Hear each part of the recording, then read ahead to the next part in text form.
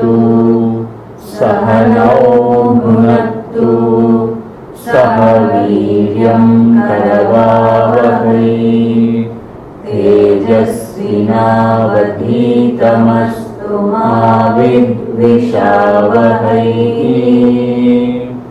ओम शांति शांति शांति। गुरुर्ब्रह्मा गुरुर्विष्णु गुरुदेवो महेश्वरः गुरुसाक्षात् परब्रह्मा तस्मै श्री गुरवे नमः। அண்ணாமலையாய் அடியேனை ஆண்ட அன்றே ஆவியுடல் கொண்டாய் எனக்கோ குறையுண்டோ குறையும் குணம் நீ அல்லால் என்னேனிவற்றை என்னுயிரே எண்ணம் எதுவோ அது செய்வாய் கண்ணே உந்தன் கழலினையில் காதற் பெருக்கே தருவாயே கண்ணே உந்தன் கழலினையில் காதற் பெருக்கே தருவாயே.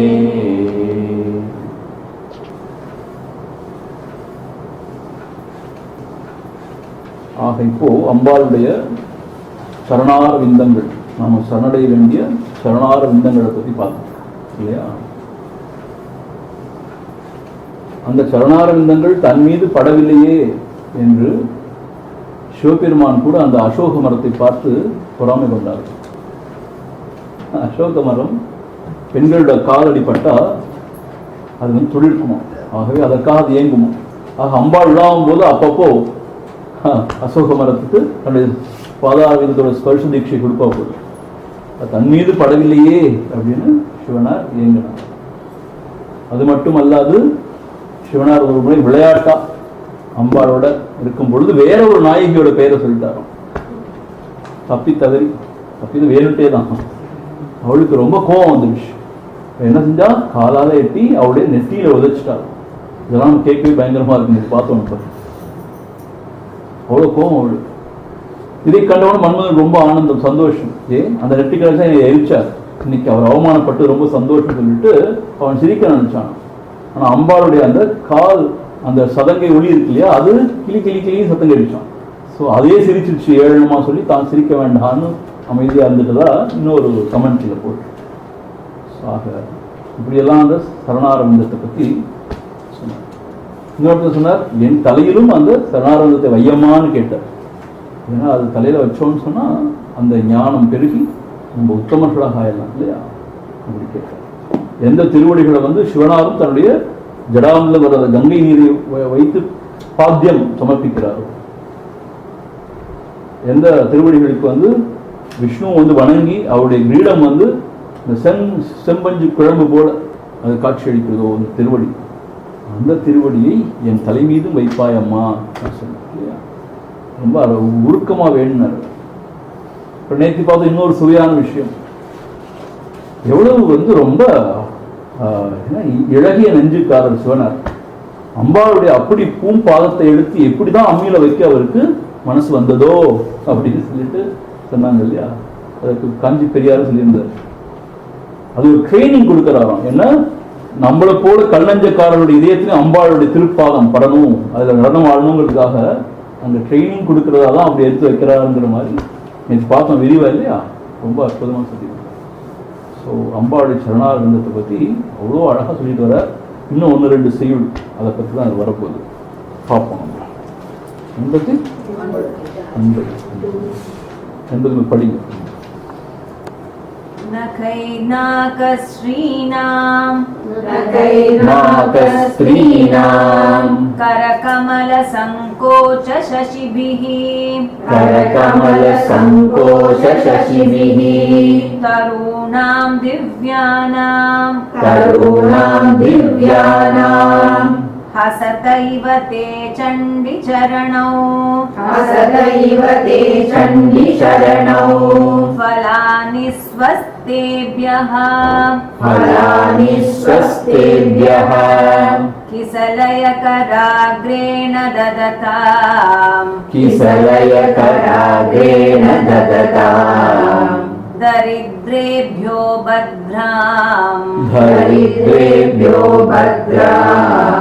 श्रियमनिशमह्नाय ददतौ नखैर्नाकस्त्रीणां करकमलसङ्कोचशशिभिः तरूणां दिव्यानां हसत इव ते चण्डिचरणौ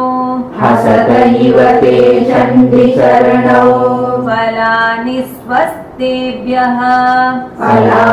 स्वस्तेभ्यः किसलयकराग्रेण ददताम्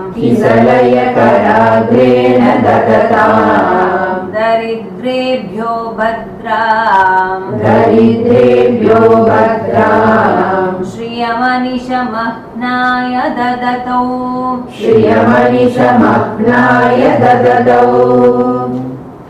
இங்க என்ன சொல்றாருன்னா சண்டி அப்படின்னு அம்பாள் அழைக்கிறாரு. சும்ப நிசும்பர்களை சம்ஹாரம் செய்த பரதேவதையாகிய சண்டிகையே அப்படின்னு அம்பாள் இங்க அழைக்கிறார். சண்டி தேவியே அழைச்சு என்ன சொல்றாருன்னா, இந்த செய்யுளை கொஞ்சம் புரிஞ்சுக்கிறது கொஞ்சம் கடினமா இருக்கும். ஏன்னா அவ்வளோ காம்ப்ளிகேட்டடான ஐடியாஸ் எல்லாம் போட்டிருக்காரு ஆதிசங்கரர். ஒன்னொன்னா பார்ப்போம் நம்ம. அவர் என்ன சொல்றாரு கேட்டா, தருணாம் திவ்யானாம், தருண் சொன்னா மரங்கள், தருணாம் திவ்யானம்னா அந்த கற்பக தரு, வானோகத்தில் இருக்க கற்பக தரு இருக்கு, அது கிசலய கராகிரேன தன்னுடைய துளி என்கின்ற கரங்களால், கராகிரேன கரங்களால், ஸ்வஸ்தேபியக பலானி தததாம். ஸ்வஸ்தேபியகனா தேவலோகத்தோட தேவர்கள், அவர்கள் எப்பயுமே ஆரோக்கியமா இருப்பவர்களாம், அவருக்கு நோய் நொடி எல்லாம் கிடையாது. ஆனா ஸ்வஸ்தேபியான்னு போட்டிருக்கு. அப்படிப்பட்டவர்களுக்கும் மனக்குறை இருக்கானா, உடல் ஆரோக்கியமா இருந்தா மனக்குறை இருக்கு. அவங்க போய் அந்த கற்பக மரத்துல வேணுனாங்கன்னு சொன்னா அந்த கற்பகமாக எது வேணாலும் அதை வாரி வாரி கொடுக்கும் சொல்றாங்க இல்லையா. ஆனா இந்த கற்பக மரம் எங்க இருக்கு அப்படின்னு கேட்டா வானுலகத்துல இருக்கு. ஆகவே இந்த தருணாம் திவ்யானாம் சொல்ற அந்த கற்பக தருவானது வானுலகத்தில் இருக்கிறனால வானவர்களுக்கு மட்டும்தான் அவர் எதையெல்லாம் பலானி எதையெல்லாம் விரும்புகிறார்களோ தததாம் அதை கொடுக்க வல்லதாக இருக்கிறது.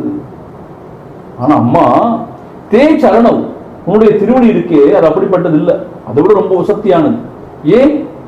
அது தரித்திரேபியோ, யாரா இருந்தாலும் சரி, இந்த அன்றாடம் இந்த உலகத்துல வாழ்ற தரித்திரேபியோ, the downtrodden, the poorest among the poor, ரொம்ப தீன பாவம் கொண்ட யாரா இருந்தாலும் சரி, பத்ராம் ஸ்ரீயம் அனிஷம் அஹ்னாய தததோ, மங்களகரமான அந்த செல்வத்தை, ஸ்ரீயம் செல்வ செழிப்பை, அனிஷம் எப்பொழுதும், அகநாயன் உடனுக்குடன் கொடுத்து விடுகிறது உன்னுடைய சரணங்கள். அது கற்பக தருவை காட்டும் இன்னும் உசத்தியானது உன்னுடைய சரணங்கள். அதனாலதான் இங்க என்ன சொல்றாருன்னா, அதனாலதான் அம்பாளுடைய அந்த திருவடிகளில் உள்ள நகமானது அந்த கற்பக தருவை பார்த்து நகைப்பதாக இருக்கிறதாம். ஹசத இவத்தே சரணம், ஹசத்தனதும் நகைப்பதாக இருக்கிறதாம்.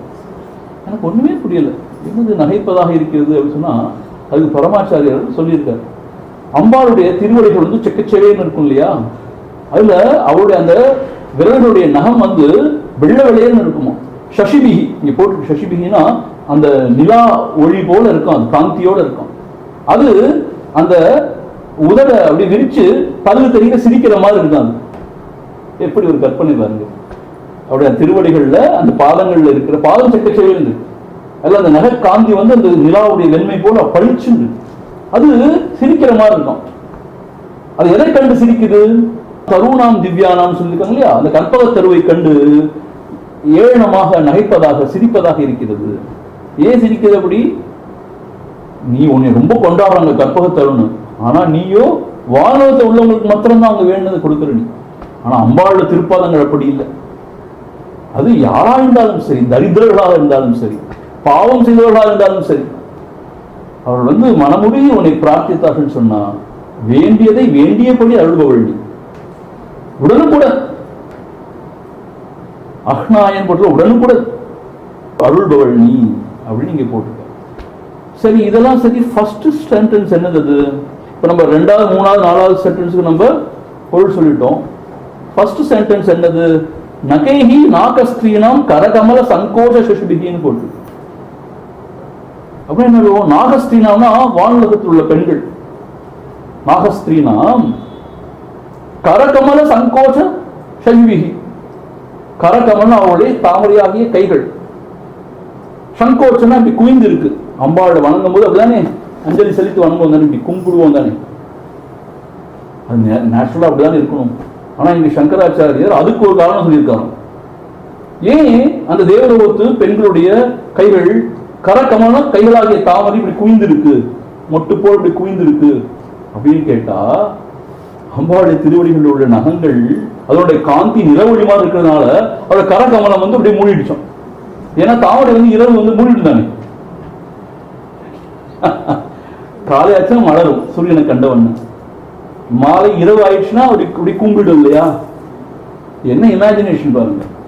இங்க என்ன சொல்றாரு கேட்டா, அதாவது அம்பாளுடைய திருவடிகளுடைய நகமாகிய அதனுடைய காந்தி நிலவொளி போல இருக்கிறதுனால, இப்படிப்பட்ட நிலவொளி அந்த தேவலோகத்து பெண்களையும் அவருடைய கரகமலத்தை கைகளில் தாமரையை கூம்ப செய்வதாக அப்படின்னு போட்டிருக்காரு ஃபர்ஸ்ட் லைன்ல.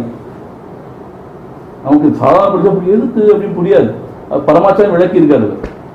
ஏன்னா அது அவ்வளவு நிலவொளி போல பிரகாசமா இருக்கிறதுனால அவங்களுடைய கரகமலம் கூம்பிடுச்சோம், அப்படி அஞ்சலி செலுத்தும் மாதிரி. அப்படிப்பட்ட அந்த நகத்துடைய காந்தி எப்படி இருக்கு? அந்த வானுலகத்தில் உள்ள கற்பகத்தருவை கண்டு எள்ளி நகையாடுவதாக சிரிப்பதாக இருக்கு. அதுக்கு என்ன சொன்னேன்னா, சிவந்த அந்த பாதங்கள்ல வெள்ள விளையில் இருக்க அந்த நகங்கள் அப்படியே இதழ் விரிந்து சிரிக்கிற மாதிரி இருக்கு இல்லையா. அதைத்தான் இங்க அந்த வானலோகத்தில் உள்ள கற்பகத்தருவை கண்டு நகைக்கிற மாதிரி இருக்குன்னு சொல்ற. ஏன் நகைக்கணும், எள்ளி நகையாடணும்? கற்பகத்தரு ஒன்லி வானுலோகத்தில் உள்ள அப்படிப்பட்ட தேவர்களுக்கு தான் அது வாரி வழங்க முடியும். They are very special people இல்லையா.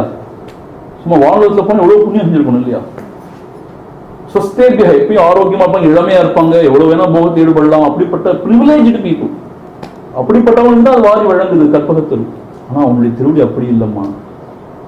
தீனர்களுக்கு கூட, ஏழைகளுக்கு கூட, எளியவர்களுக்கு கூட யார் உன்னை வேண்டி வணங்கினாலும் உடனுக்குடன் கேட்பதை காட்டிலும் கூடவே வாரி வழங்குவதாக உன்னுடைய திருவடி இருக்கு. ஆகவே கற்பகத்தருவை காட்டிலும் உயர்ந்தது. ஆகவேதான் அந்த நகத்துடைய காந்தி அதை கண்டு ஏளனமாக சிரிப்பதாக இருக்கிறது என்று இங்கு அமைத்திருக்கிறார். அம்மாவுடைய திருவடிகள் எப்படிப்பட்டது? எதை வேண்டுமானால் அருள வல்லது. இந்த உலகத்துக்கு வேண்டிய போகங்களே அருள வல்லது. இம்மையிலும் மறுமையிலும் மோட்ச சாம்ராஜ்யம் தான் வேணும், அதையும் கொடுக்க வேண்டும். நான் இந்த முறை மதுரை போயிருக்கும் போது ஒரு கோயில், நல்ல கோயில், இம்மையிலும் நன்மை தருவாராம். இது என்ன இம்மையிலும் அப்படின்னா மறுமையில எப்படிதான் நன்மை தருவார் அவர். அது மாத்திரம் இல்லை, இம்மையிலும் தருவாராம் அவர் நன்மை. இது வரைக்கும் மதுரை எவ்வளவு காலம் வாழ்ந்திருக்கேன் எனக்கு தெரியல. அப்படி கோயிலுக்கு சிவனேஸ்வரனுக்கு பூஜை பண்ண மாதிரி ரொம்ப அருமையா இருந்துச்சு. நான் போய் பார்த்துங்க, அந்த காலத்து கோயில், அருமையான கோயில், ரொம்ப அருமையா. அப்படியா, ரொம்ப அருமையா இருந்துச்சு. ஸோ இம்மையிலும் நன்மை தருவார், மறுமையிலும் நன்மை தருவார்ங்கிற மாதிரி அம்மாவுடைய திருவடிகள் எப்படிப்பட்டது? எதை வேண்டுமானால் அருள் வல்லது. அடுத்தது எழுப்போம். ददाने दीनेभ्यः श्रियमनिशमाशान सदृशीम् अमन्दं सौन्दर्य अमन्दं सौन्दर्य प्रकरमकरन्दं विकिरति प्रकरमकरन्दं विकिरति तवास्मिन् मन्दार तवास्मिन् मन्दार स्तबकसुभगे यातु चरणे सबकसुभगे यादु शरणे निमज्जन्मज्जीवः निमज्जन्मज्जीवः करणचरणषट्चरणताम् करणशरणषट्चरणदाम् ददाने दीनेभ्यः ददाने दीनेभ्यः श्रियमनिशमाशानुसदृशीम् श्रियमनिशमाशानुसदृशीम् अमन्दं सौन्दर्य अमन्दं सौन्दर्य प्रकरमकरन्दं विकिरति प्रकरमकरन्दं विकिरति तवास्मिन् मन्दार तवास्मिन् मन्दार तबकसुभगे यातु चरणे सबकसुभगे यादु शरणे निमज्जन्मज्जीवः निमज्जन्मज्जीवः करणचरणषट्चरणताम् करणशरणषट्चरणताम् இது ரொம்ப ரொம்ப அழகான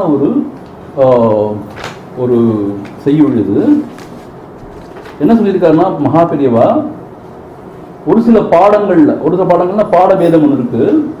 இது 89வது செய்யுளாகவும் 89வது செய்யுள் 90ஆகவும் இதுக்கு சில பதிப்பகங்கள் அப்படி இருக்கு அப்படிங்கிற. இன்னும் அரிய ஒரு சில புத்தகங்கள்ல இது கடைசி வருஷம் அமைஞ்சிருக்குங்கிறார். ஆனா என்ன சொல்றா பெரியவா, இது கடைசி வருஷம் அமைகிறது தான் ரொம்ப விசேஷம் அப்படின்னு ஒரு இடத்துல சொல்லியிருக்காரு. ஏன்னா அதோட கருத்து அவ்வளவு விசேஷமா இருக்கு. இந்த கருத்தை நம்ம சரியா புரிஞ்சுக்கணும். இன்னொரு முறை என்னன்னு கேட்டா, தீனேபியா, திருப்பி தீனேபியா ரொம்ப ஏழைகள், இயலாதவர்கள், பாவிகள் அப்படி சொல்லணும் இல்லையா, அப்படிப்பட்டவர்களுக்கு கூட ஸ்ரீயம் அனிஷம் ஆஷானு சதுர்ஷி. ஆஷானு சதுர்ஷியம்னா என்னெல்லாம் ஆசைப்படுகிறார்களோ அதற்கு ஏற்ப அனிஷம் எப்பொழுதும் ஸ்ரீயம் ததானே, அவர்களுக்கு செல்வ செழிப்பையும் அவர்களுக்கு உள்ளத்தில் மேன்மையையும் தரவல்லது உன்னுடைய திருவடிகள். போன செய்தி சொன்னதுதான் திருப்பி எம்பசைஸ் பண்ற. உன்னுடைய திருவடிகள் எப்படிப்பட்டதுன்னு கேட்டா, தீனர்களுக்கு கூட அவள் என்னெல்லாம் விரும்புகிறார்களோ அந்த விருப்பத்திற்கு இணங்க, அதான் ஆஷானு சதுர்ஷீம், என்னெல்லாம் ஆசைப்படுறாங்களோ அதுக்கு ஏற்றாற் போல. அனிஷம்னா எப்பொழுதும், சாட்டர்டே சண்டேலாம் ஆஃப் கிடையாது, எப்பொழுதும் 24/7 எப்பொழுதும் அவர்கள் கேட்பதை வாரி வாரி வழங்கக்கூடிய ததானோ, அப்படிப்பட்டது உன்னுடைய சரணம் அப்படின்னு சொன்னார் முதல் வரியில். அப்புறம் 2வது 3வது வரியில அந்த சரணம் இருக்கே, அதுக்கு அப்ஜெக்டிவ் மாதிரி அது விசேஷமா அதை பெருமைப்படுத்தி சொல்றார். அது எப்படி சொல்றாருன்னு பார்ப்போம் பாருங்களேன். அது எப்படி இருக்கான்னு கேட்டா, அமந்தம் சௌந்தர்யம் பிரகர மகரந்தம் விகிரிதி. அமந்தம் குறைவில்லாத, மந்தம்னா ஒரு மந்தமா இருக்கு சொல்லுவாங்க, ஆமந்தம்னா குறைவில்லாத, சௌந்தர்ய பிரகர மகரந்தம் விகிரிதி. சௌந்தர்யம்னா அழகு, அழகு குவியல் என்கின்ற மகரந்தத்தை இறைப்பதும். அம்பாவுடைய அந்த சரணத்துடைய அந்த அழகு, குறைவில்லாத எல்லையில்லாத அழகை எதோட ஒப்பிடுறார்? மகரந்தத்தோட, அந்த கமலத்தோடைய மகரந்தத்தோட ஒப்பிடுறார். ஆக அழகு என்கின்ற மகரந்தத்தை வாரி இறைப்பதும், அதான் அவளுடைய சரணத்தை பத்தி சொல்லும் போது இறைப்பதும். மந்தார ஸ்தபக சுபகே, இந்த மந்தாரங்கிறதும் வானலோகத்தில் இருக்கிற அந்த கற்பகத்தோட ஒரு வகையானது. மந்தார ஸ்தபகன்னா பொகே, பூஞ்செண்டு, சுபகே மங்களத்தை அருள வல்லது. அப்படிப்பட்ட அஸ்மின் தவ சரணே, அப்படிப்பட்ட உன்னுடைய அந்த சரணத்தில், சரணே சரணத்தில். எப்படிப்பட்ட சரணம்? கொள்ளை அழகு, அழகு என்கின்ற மகரந்தத்தை வாரி இறைப்பதும். எதுக்கு தெரியுமா இந்த மகரந்தெல்லாம் வச்சிருக்கு? தாமரை வண்டுகளை அழைக்கிறதுக்காக தான், இன்வைட் பண்றதுக்காக. கவர்வதற்காக தான். இப்ப அம்மாவுடைய திருவடி அவ்வளவு அழகா இருந்தாதான் நம்மளோட மனசு அதுல கவரப்பட்டு அங்க போகும். ஊர் சுற்றுள்ளம் விடாது உனை கண்டடங்கிற உன் அழகை காட்டு அருணாச்சல சொல்றார். என்னுடைய மனம் அப்படிதான் ஊர் தான் சுற்றும். அது அடங்கணும்னா நீ என்ன செய்யணும்? உன்னுடைய அழகை நீ தான் காமிக்கணும். அப்பதான் விடாது அழகான உன்னுடைய அந்த அழகை கண்டு மனம் அடங்கும்னு அருணாச்சல அக்ஷமான சொல்றார். அதே மாதிரி அழகு என்கின்ற மகரத்தை வாரி இறைப்பதாகிய சரணம். அதுல இருந்து கண்ணையே எடுக்க முடியாதுன்னு சொல்லுவோம்ல, சில விஷயம் அழகான விஷயத்தை கண்டா கண்ணையே எடுக்க முடியாது, அப்படி அழகானது அது. அது மட்டும் இல்ல, கற்பகத்தரு அது போன்றது. மந்தாரம், மந்தார ஸ்தபக சுபகே, அந்த மந்தார அந்த மரத்தினுடைய அந்த பூஞ்செண்டு போல இருக்கக்கூடிய உன்னுடைய சரணத்தில், இந்த கடைசி வந்து ரொம்ப முக்கியம். சரணத்தில் கரண சரண ஷட் சரணதாம் மஜ்ஜீவஹா நிமஜ்ஜன் யாத்து. யாத்துங்கிறது மூணாவது வழியின் நடுவில். எப்படி படிக்கணும்? அப்படிப்பட்ட உன்னுடைய சரணத்தில், சரணே அஸ்மின் தவ சரணே கரண சரண ஷட் சரணதாம் மஜ்ஜீவஹா நிமஜ்ஜன். மஜ்ஜீவஹா நிமஜ்ஜன், என்னுடைய உயிரானது ஜீவஹா அதிலே நிமஜ்ஜன் மூழ்கட்டும். எதிலே? அந்த உன்னுடைய திருவடிகளிலே, அந்த அந்த அந்த மந்தார அந்த பூஞ்செண்டு போல இருக்கிற உன்னுடைய திருவடிகள்ல என்னுடைய உயிரானது அதிலேயே மூழ்கி திளைக்கட்டும். அந்த மஜ்ஜீவகாக்கு என்ன சொல்றாருங்க அப்படின்னு கேட்டா, கரண சரண ஷட் சரணதாம். கரண சரணகான என்ன அர்த்தம் கேட்டா, 5 புலன்கள், 6வது மனம். அதான் ஷட் சரணதாம் சொல்றார். அந்த 6 கால்களை கொண்ட வண்டு, வண்டாகிய என்னுடைய உயிர் உன்னுடைய அந்த சரணத்திலே எப்பொழுதும் நிமஜ்ஜன் மூழ்குவதாக ஆகட்டும். யாது ஆகட்டும். இதுதான் பெஸ்ட் பிரார்த்தனை மகாபெரிவா சொல்றார். நம்முடைய கரணங்கள், நம்முடைய இந்திரியங்கள், கரணங்கள்லாம் எப்ப பார் வெளியிலேயே அழைஞ்சிட்டு இருக்கு இல்லையா, அதை இங்க வண்டுக்கு ஒப்பிடுறாரு. இந்த 6 கால்களை கொண்ட வண்டுன்னு சொல்றாரு. 5 புலன்கள் பிளஸ் மனம், அது 6. அந்த 6 கால்களை கொண்ட வண்டுன்னு சொல்றாரு இந்த ஜீவன். அப்படிப்பட்ட இந்த ஜீவன் வேறு எங்கும் அலையாமல் உன்னுடைய அந்த சரணாரவிந்தத்திலேயே, அந்த எல்லையில்லாத அழகு என்கின்ற மகரந்தத்தை இறைக்கடிக்கும் அந்த சரணாரவிந்தத்திலேயே மூழ்கி அது அங்கேயே அது அமிழ்ந்து போகட்டும். இதுதான் பெஸ்ட் பிரார்த்தனை. ஏன்னு கேட்டா, வெளி உலகத்தில் ஆடிட்டே இருந்தோம்னா துன்பம் தான், அல்லல் தான். ஆனா அம்பாளுடைய திருவடிகள்ல மனம் ஓய்ந்ததுன்னு சொன்னா, அமிழ்ந்துன்னு சொன்னா, அதுதான் இன்பம். அம்பாளுடைய திருவடிகள்னா ஆத்மஸ்வரூபம் தான், வேற என்ன. அதுல மனம் அமிழும் பொழுதுதான் இன்பம். என்ன பிரார்த்தனை கேட்டா, பரமனிற் பிரிந்து உலகினை தலையில் பற்றியான் பெற்றது போதும், பரமனாம் அருணா சலையனை நீயுன் பதத்தினின் ஒதுக்கிடப்பாரே. ஒதுக்குறப்பாரே என்ன அர்த்தம்? இவ்வளவு காலமும் இந்த உலகத்திலே அலைந்து ஏதோ நானா எல்லாத்தையும் சுமக்கிறேன்னு தலையில சுமந்ததெல்லாம் போதும், இனி அனைத்தும் உனக்கே சமர்ப்பணம். என்னுடைய மனமானது உன்னுடைய திருவடிகளிலேயே ஒடுங்கட்டும், உன்னை விட்டு அகலாமல் நான் எப்பொழுதும் இருக்கட்டும். அகலாத சுகபாணிகேன்னு சொல்றார் அம்பாள் இல்லையா, விராமேந்திர. அது போல என்னுடைய மனமும் அந்த 6 கால்களை கொண்ட வண்டாக எப்பொழுதும் உன்னுடைய திருவடி என்கின்ற மகரந்தத்தையே மொய்ப்பதாக, சுற்றி சுற்றி வந்து மொய்ப்பதாகவும், அதையே உண்டு ஆனந்தித்து அதிலேயே மூழ்குவதாகவும், அதிலேயே நிலை பெறுவதாகவும் செய்வாயாக அம்மா அப்படின்னு சொல்லி பிரார்த்தனை. ஆக அதான் சொல்றார், இதெல்லாம் வர்ணையெல்லாம் முடிச்ச பிறகு கடைசி இன்னும் உத்தமம் அப்படின்னா இன்னும் விசேஷம் சொல்றார். ஏன்னா அதான் கடைசியான ஒரு சமர்ப்பணம் மாதிரி இருக்கு. ஆகவே என்னுடைய 5 இந்திரியங்களும் மனமும் ஆகிய இந்த 6 அதான் அலைஞ்சிட்டே இருக்கு. மனமானது ஆசைகள் உண்டு பண்ணிட்டே இருக்கிறதுனாலதான் இந்த புலன்கள் வெளியில போயிட்டே இருக்கு இல்லையா. இந்த 6 எங்க ஒடுங்கணும்? அம்பாளுடைய திருவடிகள்ல ஒடுங்கணும், சத்குருநாதருடைய திருவடிகள்ல ஒடுங்கணும். ஒடுங்கிடுச்சுன்னா ஆனந்தம் தான். மஜ்ஜீவா, அப்படிப்பட்ட என்னுடைய ஜீவனானது 6 கால்களா கொண்ட வண்டாகி என்னுடைய ஜீவனானது தவ சரணே, உன்னுடைய சரணத்தில். எப்படிப்பட்ட சரணம்? மந்தார ஸ்தபக சுபகே, அந்த மந்தார மரத்து பூஞ்செண்டு போல இருக்கிற மங்களகரமான அந்த சரணத்திலே. நிமஜ்ஜன் யாத்து, எப்பொழுதும் மூழ்கி இருக்கட்டும். நிமஜ்ஜன மூழ்கிறது, அதிலேயே மூழ்கி இருக்கட்டும். நீங்க திரும்ப போய் படிக்கணும் மகாபெரியவாளுடைய கமெண்ட்ரி. இதை கொடுத்துருக்க ரொம்ப அழகா கொடுத்துருக்க. அவருடைய வார்த்தையில ரொம்ப அழகா இருக்கு. நீங்க எவ்வளவு பேர் செய்றீங்கன்னு நான் திரும்பி சொல்லிட்டு இருக்கேன்னா, அந்த புத்தகம் எங்க கிடைக்குன்னு தெரியல சாமி, நீங்க சொல்லலாம். நீங்க இது தெய்வத்தின்குள்ளே வந்துருக்கு சொல்றாங்க. ஏன் சொல்றேன்னு கேட்டா, மகாபெரியவாவுடைய அது வாக்கா வரும்போது அது அவ்வளவு இனிமையா இருக்கு. ஏன்னா அப்படிப்பட்ட பக்தர் அவர், அப்படிப்பட்ட ஞானி அவர். அதோட அவர் ரொம்ப சகஜமா சுலபமா அதை சொல்லும் போது, சரளமா சொல்லும் போது ரொம்ப இதயத்துக்கு இனிமையா இருக்கு. ஸோ அப்படி சொல்றாரு, இது ரொம்ப விசேஷமான செய்தி. இப்படிதான் பிரார்த்திக்கணும் கடவுள்கிட்ட போய்.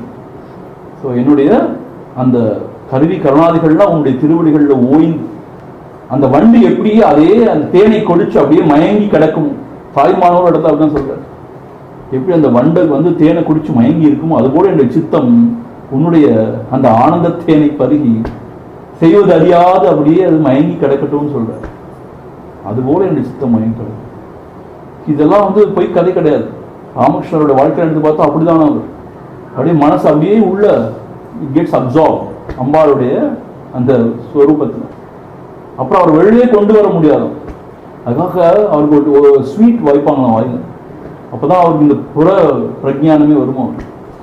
அவர் எப்பயுமே அதுலேயே தோய்ந்து இருக்குமா. கேட்கவே எப்படி இருக்கு இல்லையா, அப்படிப்பட்ட மனம். ஆனால் அந்த ஆனந்தம் என்னன்னு தெரிஞ்சால் அதுலேயே தோய ஆரம்பிச்சிடும் மனம். இப்படி தப்புனை ஏன் நினைப்பித்தாய், இனி யார் விடுவார் அருணாச்சலான்னு சொல்ற மாதிரி அதிலேயே தோய ஆரம்பிச்சிடும். ஸோ அப்படி உன்னிலேயே, உன் திருவடியிலேயே இந்த வண்டானது, 6 கால்களை கொண்ட வண்டானது, வண்டாகி என்னுடைய ஜீவன் நிமஜ்ஜன் யாத்தும், அது மூழ்குவதாக ஆகட்டும். ரொம்ப அருமையா சொல்லியிருக்க. 91 பரந்யாச க்ரீடா பரிச்சயம், பரந்யாச க்ரீடா பரிச்சயம், இவாரப்து மனசஹ ஸ்கலந்தஸ்தே கேலம் பவனகலஹம்சான ஜஹதி அதஸ்தேஷாம் சிக்ஷாம் சுபகமணி மஞ்சீரரணித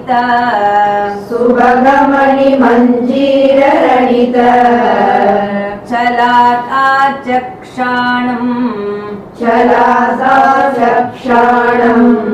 சரணகமலம் சாருச்சரிதே பதன்யாச க்ரீடா பரிச்சயம் இவாரப்து மனசஹ ஸ்கலந்தஸ்தே கேலம் भवनकलहंसान जहति अतस्तेषां शिक्षां सुभगमणि मञ्जीररणित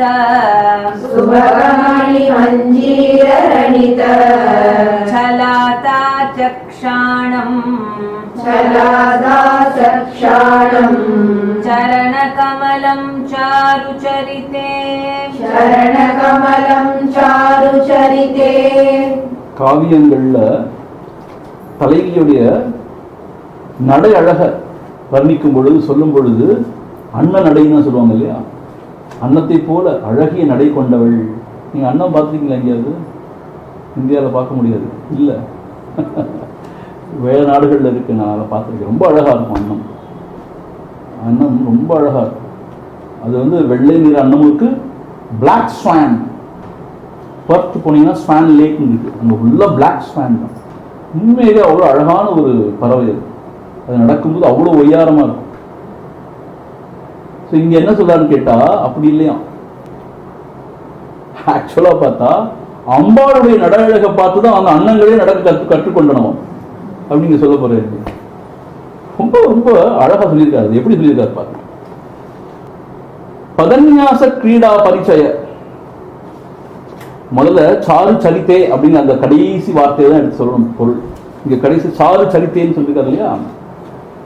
சாரு சரித்தேன்னா அண்ணா உரையில என்ன சொல்லியிருக்காருன்னு கேட்டா, புண்ணியமான சரித்திரம் படைத்தவளே, சரித்திரம் கொண்டவளேன்னு சொல்லியிருக்காரு. அதை விட இன்னும் என்ன அழகா இருக்குன்னா, லட்சுமி தரா என்ன சொல்லியிருக்காருன்னு கேட்டா, அழகிய நடை உள்ள தேவி.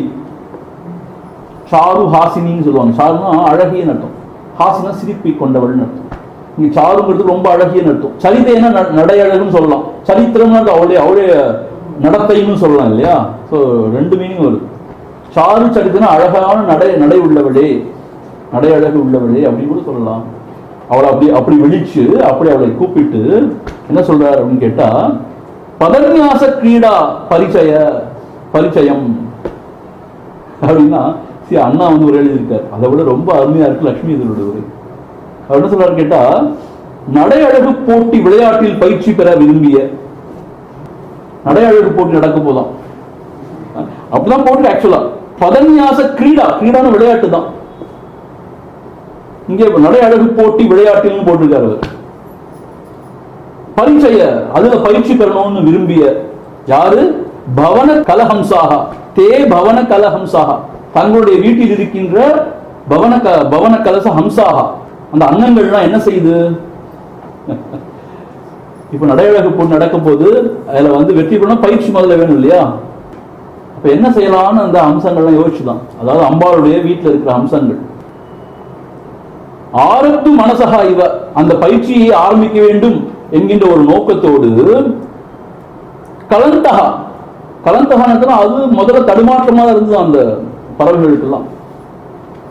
அப்படி இருந்தாலுமே கேலம் ந ஜகதி, எப்படியாவது இந்த நடையழக பெற்றுவிட வேண்டும் என்று உண்மை தொடர்வதை ந ஜகதி, அவர்கள் அந்த பறவைகள் ஒரு காலம் விடுவதில்லை. இப்ப என்ன அர்த்தம் கேட்டா, பெரியவா சொல்றா, அது வந்து பிராக்டிக்கல் டெமான்ஸ்ட்ரேஷன்.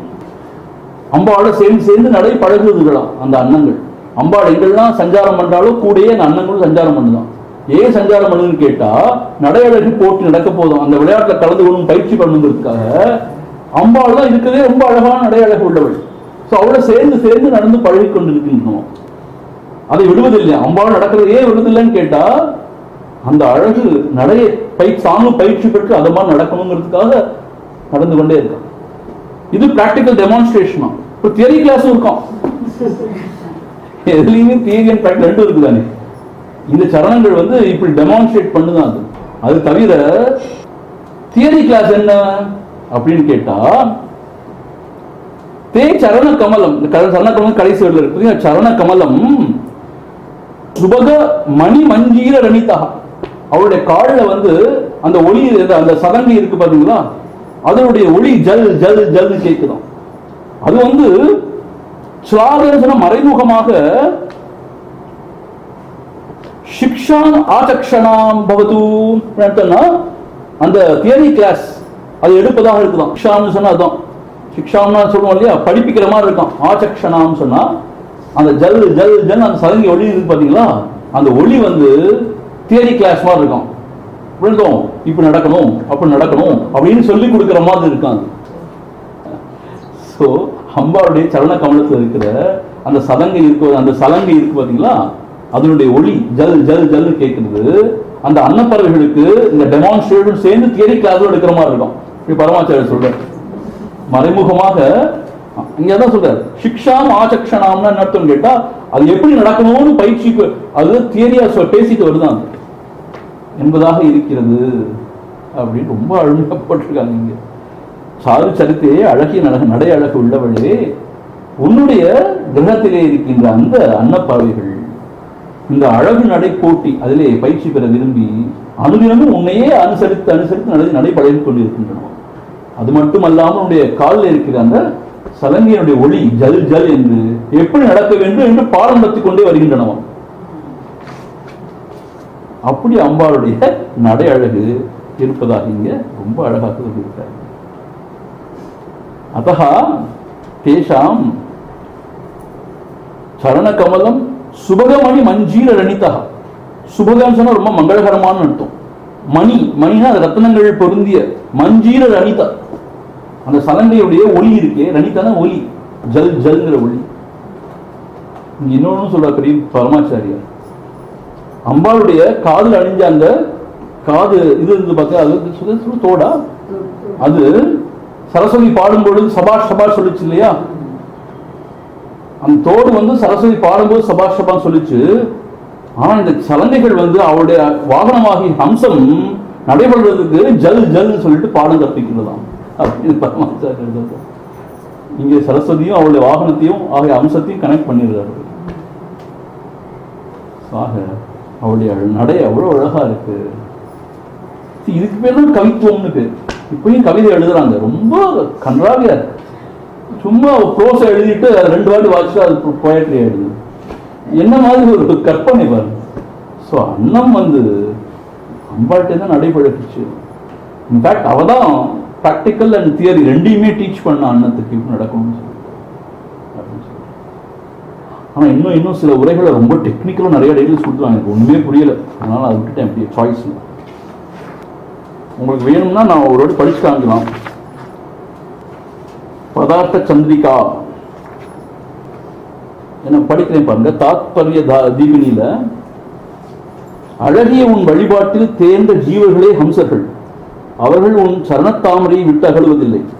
14 புவனங்களின் படைப்பு காப்பு ஒடுக்கங்களில் பயிற்சி பெற குலவழியை பின்பற்றி எல்லாவற்றிற்கும் மூலமான அவித்தியை நீங்க வழியை போதிக்கிற சிலம்பொலியை எழுப்பும் சிலம்புமணியான காமேஸ்வரர் சுத்த ஞானத்தின் வைப்பிடம். அவர் சகல நிஷ்கல பிரம்மத்தையும் துரியாதீதமான பிரம்மத்தையும் போதிக்கிறார். இப்படியெல்லாம் படிச்சா ஒன்றும் விளங்காது. ஆனால் நம்ம பெரியவருடைய இதை படித்தா ரொம்ப அருமையாக இருக்கு, ரொம்ப சுலபமாக இதை எடுத்து சொல்கிறார். ஸோ அம்பாளுடைய நடை அழகையும் பார்த்தாச்சு. இதெல்லாம் சொன்னவர் அடுத்து அம்பாள் எப்படி ஜம்முன்னு அமர்ந்திருக்கா அவருடைய சிம்மாசனத்தில். அப்படிப்பட்ட ஆசனம் ரொம்ப விசேஷமான ஆசனம், சாதாரண ஒரு ஆசனம் கிடையாது. அது ரொம்ப விசேஷமான ஆசனம். அது பஞ்ச பிரேதாசனாசீனா அப்படின்னு சொல்லி படிக்கிறோம். லலிதா சகஸ்ரநாமம் படிக்கிறோம் இல்லையா, பஞ்ச பிரேதாசனாசீனான்னு படிக்கிறோம் இல்லையா. அந்த மஞ்சள் எந்த மஞ்சத்துல அமர்ந்திருக்கா அப்படிங்கிறத இங்க சொல்லப்படுற 92வது செய்தி. கதாஸ்தே மஞ்சத்வம் கதாஸ்தே மஞ்சத்வம் द्रुहिण हरिरुद्रेश्वर भृतः द्रुहिण हरिरुद्रेश्वर भृतः शिवस्वच्छच्छाया शिवस्वच्छच्छाया घटितकपटप्रच्छदपटः घटितकपटप्रच्छदपटः त्वदीयानां भासां प्रतिफलनरागारणुतया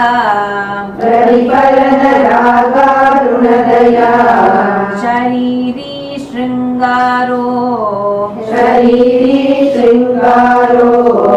रस इव दृशां दोग्धिकुतुकम् गतास्ते मञ्चत्वम् द्रुहिण हरिरुद्रेश्वर भृतः शिवस्वच्छच्छाया घटितकपटप्रच्छदपटः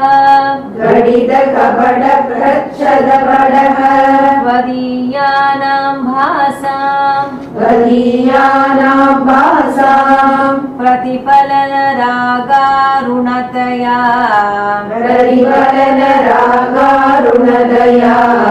शरीरी शृङ्गारो रस इव दृशां दोग्धिकुतुकम्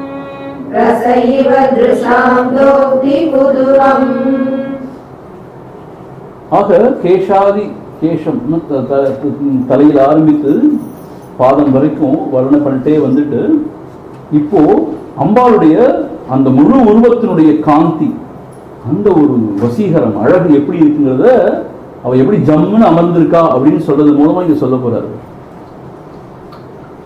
அம்பா வந்து வேத ஸ்வரூபமாகிய கட்டிலே ஜம்முன்னு வீட்டில் இருக்காளாம். எப்படி வீட்டில் இருக்கா? ராஜராஜேஸ்வரியாக வீட்டில் இருக்காளாம். எல்லாவற்றையும் ஆளுகின்ற ராஜராஜேஸ்வரியாக வீட்டில் இருக்காளாம். அந்த வேத ஸ்வரூபமாகிய அந்த கட்டில் அதுக்கு 4 கால்கள் இருக்கு. 4 கால்களா யார் யார் இருக்கா அப்படின்னு சொல்றாரு. அதான் முதல்ல சொல்ல ஆரம்பிக்கிறார். துருகினா பிரம்மாஜி, ஹரி, ஹரினா நமக்கு தெரியும், ஹரி விஷ்ணு, ருத்ரன், ஈஸ்வரன் சொல்றது.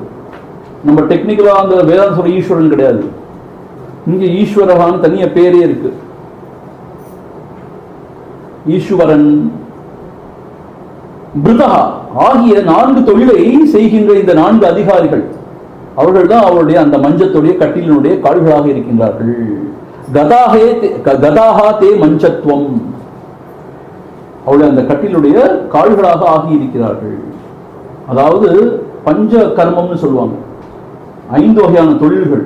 என்னது? படைத்தல், காத்தல், அழித்தல், மறைத்தல், அருள்தல். இந்த 5 வகையான தொழிலை செய்யறவங்க யாருன்னு கேட்டா, படைக்கிறது பிரம்மா, காக்கிறது விஷ்ணு, அழிக்கிறது ருத்ரன்.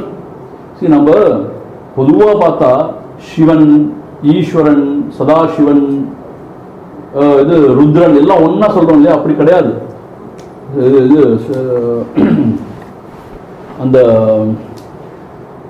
சைவ சித்தாந்தத்தெல்லாம் போய் பார்த்தீங்கன்னா ஒவ்வொன்றுக்கும் டெக்னிக்கல் டேர்ம்ஸ், அதெல்லாம் தனித்தனியா அர்த்தம் இருக்கு. ஸோ ருத்ரன் சொல்ல அழிக்கிறவன், அதே சமயத்தில் மறைக்கும் அந்த ஒரு தேவதைக்கு பேர் ஈஸ்வரன் சொல்லியிருக்காங்க. அந்த மறைப்பை நீக்கிறதுக்காக அருளவர் பேர் சதாசிவன். அப்படி வெவ்வேறு பேர் இருக்கு. சுவாக படைக்கும் கடவுளாகிய பிரம்மா, காக்கும் விஷ்ணு, அழிக்கும் கடவுளாகிய ருத்ரன், பிளஸ் மறைத்தல் தொழில் செய்கின்ற இந்த ஈஸ்வரன்.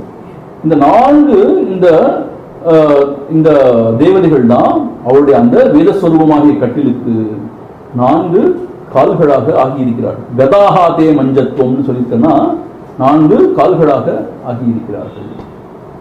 சரி, அந்த கட்டிலுடைய பலகை என்ன? உட்கார்ந்து கால ஒரு கட்டில் கால் சொல்லியாச்சு, பலகை என்ன? சிவஹா ஸ்வச்சச்சாயா கடித கபட பிரச்சத படஹா, அந்த சதாசிவன் சொல்றவர் தான், அந்த மூர்த்தம் தான், அந்த சதாசிவர் தான், அருள தெய்வமாகிய அந்த சதாசிவர் தான் அந்த கட்டிலுடைய பலகைன்னு சொல்லாம சொச்சாயான்னு ஸ்படிகம் போல இருக்கான். அந்த சதாசிவர் எப்படி இருக்காருன்னா, ஆக்சுவலா பரமாச்சார சொல்ற மாதிரி வெள்ளை சிவன் சொல்றாரு. ஆனா இங்க என்ன சொல்லப்பட்டிருக்கா, டெக்னிக்கலா ஸ்படிகம் போல இருக்கிற அந்த சதாசிவர் தான் அந்த மஞ்சத்தினுடைய அந்த கட்டினுடைய மேல் விரிப்பாக இருக்கார். பலகைன்னு சொல்லலாம், இல்ல மேல் விரிப்புன்னு சொல்லலாம். அதான் பாருங்க, பிரச்சத பட்டகா அந்த மேல் விரிப்பு என்கின்ற கபடகா வேஷத்தை தரித்து இருக்காராம். யாரு? சதாசிவர். அம்மா எங்க உட்கார்ந்து இருக்கா? இப்போ சதாசிவர் மேலதான் உட்கார்ந்து இருக்கா. ஜம், அதான் அவர் பாவம் பலகையா படுத்துட்டாரு. அம்பா ஜம் மேல உட்கார்ந்து. ஆனா என்னன்னு கேட்டா, இங்க வந்து சதாசிவன் சொல்லக்கூடியவர் காமேஸ்வரன், காமேஸ்வரி அப்படிங்கின்ற அந்த பதி பத்னியாக தான் அங்க அம்பாள் காட்சி கொடுக்கிறார். அதாவது காமேஸ்வரனுடைய மடியில அம்பாள் உட்காந்துதான் நினைச்சுக்கணுங்கிறாங்க. இப்போ பலகையா இருக்காருன்னா அப்படி மரப்பலகமா நினைச்சுக்கூடாது. அப்படிங்கிற காமேஸ்வருடைய அந்த மடியில அம்பாள் ஜம்முன்னு உட்கார்ந்துருக்கான்னு நினைச்சுக்கணும். அதாவது இந்த ஸ்ரீவித்யா உபாசனையிலேயே ரொம்ப அதி உன்னதமான தேவதைனா காமேஸ்வரி தானா. அங்க காமேஸ்வரிக்கு பதியாக சொல்ற காமேஸ்வரன். அவங்க இருவரும் தாய் தந்தை, அவங்களே சிருஷ்டி ஆரம்பிக்கிறதா ஸ்ரீவித்யா உபாசனை சொல்லுது.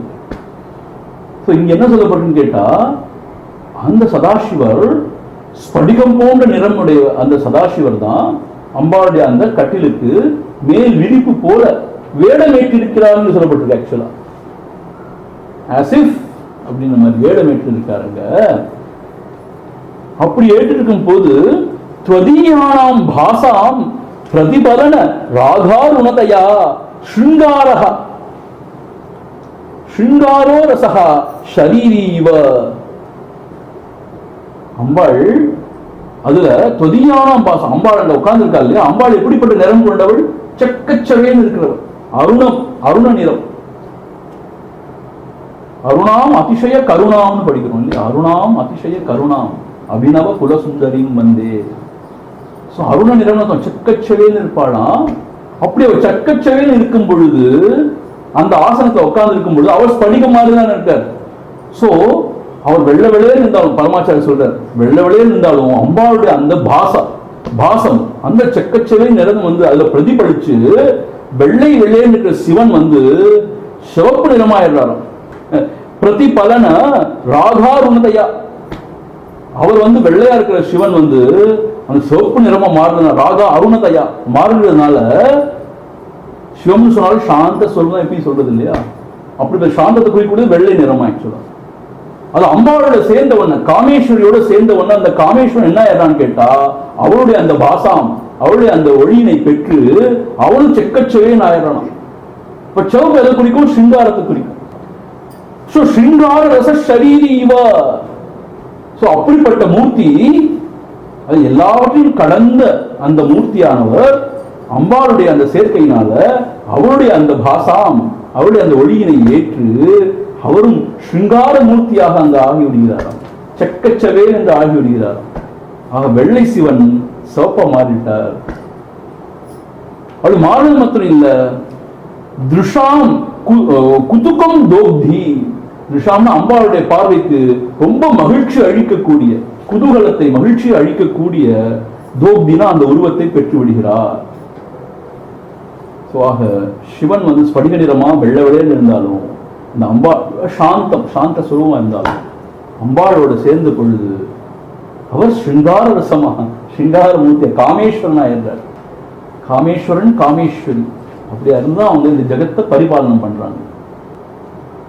ஆக அம்பாளுடைய கண்களுக்கு அந்த சிவனார் அப்படியே சிங்கார மூர்த்தியாக, சிங்கார ரச ஷரீரி இவ, ஷரீரினத்துவம் அந்த மூர்த்தமாகவே, அப்படிப்பட்ட மூர்த்தியாகவே கண்களுக்கு மிகவும் மகிழ்ச்சி அளிப்பவராக தோன்றுகிறார். அம்பாளுடைய கண்களுக்கு மிகவும் மகிழ்ச்சி அளிப்பவராக தோன்றுகிறார். எதுக்கு? பரமாச்சார் நல்லா அழகா கொடுத்திருக்காரு. I want to read that. ஏன் திருப்பி திருப்பி படிக்கிறேன்னா, நீங்க போய் படிக்கிறீங்கன்னு தெரியல எனக்கு. அதனால சரி கொஞ்சம் கொஞ்சம் அட்லீஸ்ட் ஒரு கிளிம்ஸ் கொடுப்போமேன்னு சொல்லிட்டுலாம். எல்லா அவயத்தையும் சௌந்தரிய சமுத்திரத்தின் அத்தனை அலையையும் அருள் வாக்கிலே வர்ணித்தாயிற்று. அப்புறம் அந்த பூர்ண சொருவம் எழுந்தருளி இருக்கும் ஆசனத்தை வர்ணிக்கிறார். அந்த ஸ்லோகத்திலேயே அத்தனை அவயங்களும் சேர்ந்து ஒளி வீசுகிற அம்பாளுடைய அருண காந்தியை பற்றியும் சொல்கிறார். சகஸ்ரநாமத்தில் உத்யத்பானு சகஸ்ராபா என்று முதலில் சொல்லி அப்புறம் கேசாதிபாத வர்ணனை என்றால் ஆச்சாரியர்கள் ஒரு வித்தியாசமாக இருக்கட்டுமே என்று அவய வர்ணனை முதலில் முடித்து விட்டு அப்புறம் அவருடைய தேக காந்திக்கு வந்திருக்கிறார். ஆசனத்தை பற்றி முன்னையே சொல்லிவிட்டேன் சொல்லிடுறார். அந்த ஆசனத்தை பற்றின அந்த விவரங்கள் எல்லாம். அதன் மேல் ராஜராஜேஸ்வரியாக வீடு கொண்டிருக்கும் அம்பாளுடைய அருண சாயையின் பிரபாவத்தை சொல்கிறார். அருண சாயினா செக்கச்செவேல் இருக்கா இல்லையா, அந்த சாயையின் பிரபாவத்தை சொல்கிறார். அந்த பிரகாசம் வீசி வெள்ளை சிவனும் செக்கச்செவேல் என்று காமேஸ்வரனாகிறான்.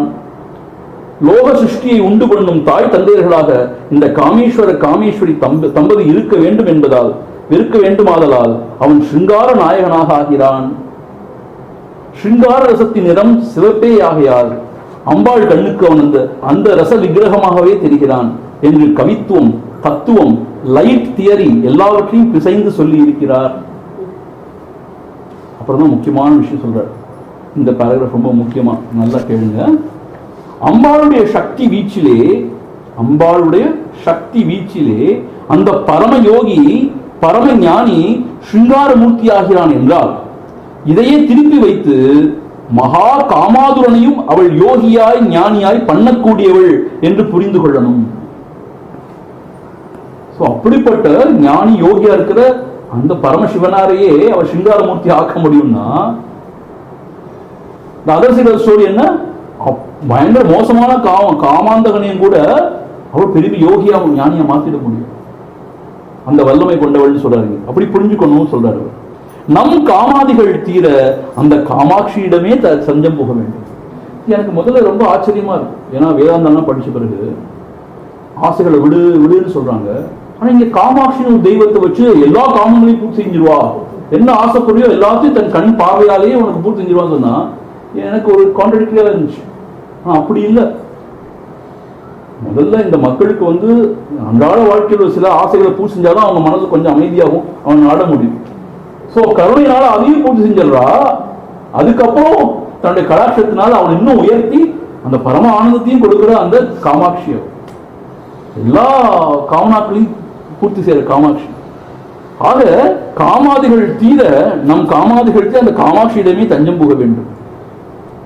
இது சொல்றாங்க. ஸ்தோத்திரம் இவல்யூஷனை சொல்லும் போது, இவல்யூஷன் தெரிந்தானே எப்படி இவால்வ் ஆகுது இந்த யூனிவர்ஸ், இவல்யூஷனை சொல்லும் போதே அதன் மறுவாதியான இன்வல்யூஷன். இது ரொம்ப technical terms. Involution opposite of evolution. ஆக்சுவலா விவேகானந்தர் சொல்றாரு, கிரியேஷன் டிஸ்ட்ரக்ஷனே கிடையாது. நம்முடைய சனாதன தர்மத்தில் எவல்யூஷன் இன்வல்யூஷன் சொல்றாரு. அது மாதிரி இன்வல்யூஷன் நாம் மனசை வைத்து வெளியில் வந்தது உள்ளே போய் அடங்குவதற்கும் அவளே சரண் என்று பிரார்த்திக்க வேண்டும். அவதான் விஷ்ணு மாயாவா இருக்கான்னு நம்ம படிக்கிறோம் இல்லையா? விஷ்ணு மாயாவை நம்மளோட மனதை பகிர்முகப்படுத்துறது அவதான் படிக்கிறோம். அவளையே தான் தஞ்சம் புக வேண்டும் மனம் ஒடுங்குவதற்கும். அதான் இங்க சொல்றாரு. அது மறுவாத இன்வல்யூஷன் நாம் மனசை வைத்து வெளியில் வந்தது உள்ளே போய் அடங்குவதற்கும் அவளே சரண் என்று பிரார்த்திக்க வேண்டும். உதய சூரியனின் சிவப்பு மாதிரியே தானே அஸ்தமன சூரியனும் இருக்கிறது. அதனால் உதய சிங்காரத்தை சொல்வதிலேயே நாம் அஸ்தமன சமாதி நிலையை ஞாபகப்படுத்திக் கொள்ள வேண்டும். ரொம்ப உயர்ந்த விஷயத்தை இங்க சொல்ற. ஸோ சிங்காரம்னு சொல்றவர் சமாதிக்கும் எடுத்து செல்வாவர் அப்படிங்கிறது நீங்க ஞாபகப்படுத்திக்கணும் அப்படிங்கிறார். அப்புறம் சொல்றாரு பாருங்க, சிங்கார சிவப்பு இருக்கட்டும். இது ரொம்ப அருமையான ஒரு பேராகிராஃப். என்ன அழகா சொல்ற. சிங்கார சிவப்பு இருக்கட்டும், கருணையின் சிவப்பே நமக்கு வேண்டியது. கருணையின் சிவப்பே நமக்கு வேண்டியது. இந்த சிங்காரம் உண்டானதே பாருங்க, இந்த சிங்காரம் உண்டானதே இதனால் சிருஷ்டியாகிற லோகத்திடம் பிற்பாடு கருணை காட்ட வேண்டும் என்பதற்காகத்தான். சிங்காரம் அர்த்தம் காதல், காம விவகாரங்கள் சிங்காரம் சொல்லுவோம் இல்லையா? அதான் உற்பத்திக்கு. அந்த உற்பத்தியோட நோக்கமே என்னன்னு கேட்டா, அந்த குழந்தைகளிடம் கருணை செய்ய வேண்டும்ங்கிறதுக்காக அந்த உற்பத்தியேங்கிற இந்த சிருஷ்டியேங்கிறார் அவர். இன்னும் என்ன சொல்றாரு பாருங்க, அதாவது இந்த சிங்காரம் உண்டானதே இதனால் சிருஷ்டியாகிய லோகத்திடம் பிற்பாடு கருணை காட்ட வேண்டும் என்பதற்காகத்தான். அத்விதீய பிரம்மத்திற்கு அன்பு காட்டணும் என்ற எண்ணம் முதலில் வந்தது. பரமாச்சாரிய சொல்றார், அத்விதீய பிரம்மம், பிரம்மம்னா எந்த உணர்வும் எது எல்லாத்துக்கும் அப்பால உள்ளது. அப்படிப்பட்ட பிரம்மத்திற்கு அன்பு காட்டணும் என்ற எண்ணமே முதலில் வந்தது. அதனாலதான் இந்த அன்புங்கிறது ரொம்ப அற்புதமான விஷயம். அன்பே சிவம்னு சொல்றேன். அது ரொம்ப ஃபண்டமெண்டல் ஒரு இமோஷன். நம்ம எல்லாரோட இதயத்திலும் ஊற்றெடுத்து கொண்டிருக்கு அன்புங்கிறது. நம்மளுடைய காம குரோதத்தினால, லோக மோக மத ஆச்சரியத்தினால தடைப்படுது. இல்லாட்டி நம்மளுடைய எல்லாருடைய இடத்துல அன்பு ஏன்னு அதான் ஃபண்டமெண்டல் தாட்னு நீங்க சொல்றாருங்க. அத்விதீய பிரம்மத்திற்கு அன்பு காட்டணும் என்ற எண்ணமே முதல் வந்தது. அன்பு காட்டணும் என்ற எண்ணமே முதல் வந்து அன்பு காட்ட ஆள் வேணுமே என்பதற்காகவே லோகத்தை சிருஷ்டி செய்ய நினைத்தது. தாய் தந்தையராக இருந்து அந்த சிருஷ்டியை பண்ணி